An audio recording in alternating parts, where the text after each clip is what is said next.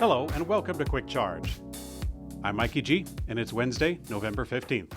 A new video of the interior of the Cybertruck is making the rounds online, and Tesla apparently doesn't want people to see it ahead of the launch later this month. Now, the context of the video is not exactly clear. Tesla engineers working on prototypes have sometimes been accommodating when people want to take pictures, but they haven't let people inside until now. There's not too much new information on the video, but one Twitter user named Jeremy Judkins, who shared the video online, said that he saw delivery invites being revoked after sharing the video. Now, I'm not invited to such a delivery event, so I guess I've got nothing to lose in this case. Tesla has started to release a new software update that introduces a simpler way to activate Autopilot and/or full self-driving beta, and also enables separate backseat audio with Bluetooth headphones. The new 2023.38.8 software update is rather small, but it does include these two significant changes for video players in the back screen as well. Now, this means that the driver could listen to something playing in the speakers in the front, while the children in the back could be listening to what else but Quick Charge, because what child wouldn't want to keep up to date with the latest Tesla and electric vehicle news? Tesla has seen one of its critical suppliers for its gigacasting technology, a company called TEI, being acquired by General Motors. TEI is a specialist in sand casting techniques, which Tesla uses to create their molds for gigacasting. The news of the acquisition comes just after it was reported that Tesla had achieved a, quote, breakthrough using industrial sand with 3D printers to create an even bigger casting part that could eventually result in an entire vehicle being produced with a single cast. But now Reuters reports, quote, TEI is now part of General Motors after agreeing a deal that may have flown under the radar, but is part of the U.S. automaker's strategy to make up ground on Tesla, four people familiar with the transaction said. Now, while General Motors confirmed the acquisition of TEI, Tesla and TEI themselves didn't comment on the report. Tesla is now believed to be looking for another partner for sandcasting techniques. Rivian has now fixed the issue that left some vehicle owners with a totally blank screen. Must have been a rough start for the week for the Rivian team, but it seems like the issue is over, and it actually only affected about 3% of users. Electrek spoke with Rivian software head Wasim Ben Said, who said that the original update didn't include the bug. Unfortunately, a single human copy-paste error sent out the wrong build. Now, this process is being overhauled, according to Ben Said, and the resolution update is rolling out to owners already. At a conference on Wednesday, Volkswagen CEO Oliver Blume said an electric car priced around $22,000 is possible by the later part of the decade. Volkswagen unveiled plans for its cheapest EV, called the ID2 All Concept, back in March, that'll start under $27,000. Though there is still actually a cheaper vehicle in the works, according to Volkswagen. The project, tipped to be called the ID1, will be the smallest, most affordable Volkswagen. According to Autocar, the electric car will be similar in size to the gas-powered Polo, and Bloom said at the conference on Wednesday that electric cars need to convince consumers without home charging options. This would indicate that they are targeting not only apartment dwellers, but also very likely lower income brackets. Today's episode is sponsored by VMAX Mobility Incorporated, one of Europe's leading e-scooter brands.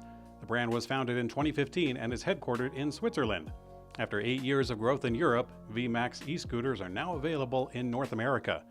VMAX UL certified e-scooters offer exceptional performance and reliability with a motor, battery, controller, and frame that are all built to last for years. The brand's high-quality components are all made in VMAX's ISO certified facility for maximum control over safety and design. On the company's latest models, you'll find integrated turn signals, ultra-bright front lights, responsive brake lights, tubeless tires with superior tire tread, an anti-slip deck, and built-in suspension. You'll also find a powerful motor, high torque, instant responsiveness, advanced electronics, and regenerative braking for unmatched performance. VMAX offers an industry-leading 24-month warranty, and with nationwide repair shops and a local U.S. warehouse for parts, servicing is easy. Check out the latest VX5, VX2 Pro, and the VX4 models, and stay tuned for the exciting new VX3. If you're a speed enthusiast, don't miss the company's R40 and R55 high-speed race scooters. Visit vmax-escooter.us and use promo code VMAXElectrek for exclusive offers for a limited time. Thanks again to VMAX for sponsoring. The first images of Xiaomi's Su7 electric vehicle have been published on a Chinese government regulatory agency. This shows off the car in advance of its official public debut. Alongside the images, various specifications in the filings are being reported, such as the size, weight, power output, the manufacturer, and the available models at launch. Xiaomi will not actually be building the car, but instead it'll be built by BAIC. With a 118-inch wheelbase and a fastback roofline, it'll be more like the Model S, but a bit longer. And we do know that the battery chemistries between the two models are different, the cheaper one getting lithium iron phosphate and the premium trim using nickel manganese cobalt. Previous leaks indicated an 800-volt architecture and a 100 kilowatt-hour battery, although that's likely going to be on the premium trim. EV startup Canoe hit several milestones in the third quarter, including delivering its first electric vehicle built at its new Oklahoma facility. The news comes after Canoe said that it began generating revenue from its first 3 vehicles delivered to NASA back in July. Canoe is cutting spending with an expected EBITDA loss of $85 million to $105 million in the second half of 23. Capital spending is forecasted between $30 million to $40 million, which is down from $70 to $100 million. Canoe posted revenue of $519 million, while losses narrowed to $112 million in the third quarter, compared to over $117 million last year. The company's net losses reached $273.6 million through September. The EV maker ended the quarter with $8.3 million in cash and equivalents, compared to $5 million at the end of June. A new Edmunds EV charging test ranks electric vehicles by charging speed, and at the moment the Hyundai Group leads the way. Edmunds tested nearly every electric vehicle on the U.S. market with 43 different models. The Hyundai Ioniq 6 limited rear-wheel drive topped the list with 868 miles per charging hour. Other vehicles on the same platform filled up the list, consuming about 6 out of 10 of the top spots. Other models are the Porsche Taycan, where versions took 4th and 9th place, and Mercedes EQS in 7th. The Tesla Model 3 got 10th placed. From 10th to 20th place, we see a scrambled version of the vehicles that were listed, although Lucid and BMW snagged 18th and 20th place respectively.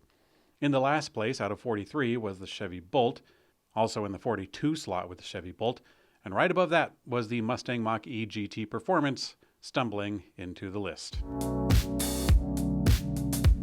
In today's community comment found on YouTube, Johnson Johnson 100 says, "Check your facts. Tesla has always said that they would average 40% growth. So between the statement and 2030, looking back, they should show a 40% growth rate." Well, Johnson & Johnson, the Electrek team has been wrong before. Today's era of news is so incredibly fast that mistakes happen at the highest levels, the lowest levels, and everywhere in between.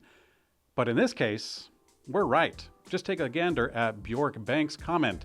He cites Tesla's site, which has the number recorded, 50%. I've put a link in the description below if you'd like to take a look. And one more thing,